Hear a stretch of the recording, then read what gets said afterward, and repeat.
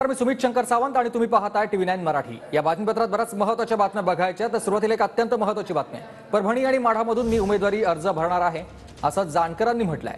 माझी आणि शरद पवारांची भेट झालेली नाही अशी माहिती देखील महादेव जानकर यांनी दिली आहे। माढ्यातून निवडणूक लढवण्याबाबत पवारांकडून मला विचारणा झाली असं देखील जानकरांनी म्हटलेलं आहे। मी यशवंतराव चव्हाण सभागृहात ह्याला गेलतो। तिथं देशोन्नतीचे संपादक पोहरे साहेबांना भेटण्यासाठी गेलतो। 2 नंबरच्या मजल्यावर पवार साहेब 5 नंबरला होते।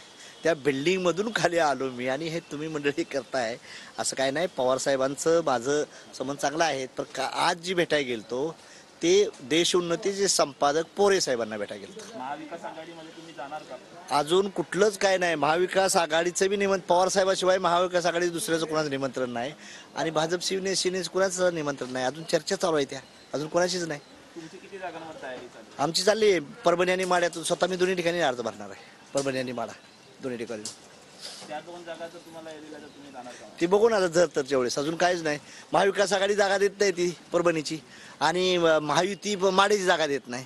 माढ्यात त्यांचा उमेदवार ठरला महायुतीचा आणि महाविकास आघाडीचा परभणीत ठरला। मी दोन्हीकडून परभणी आणि माढ्यातून दोन्ही ठिकाणून स्वतः लढणार आहे महादेव जानकर। आणि आज आलोय ती इथं राष्ट्रीय समाज पक्ष या कार्यालयापाशी आलोय।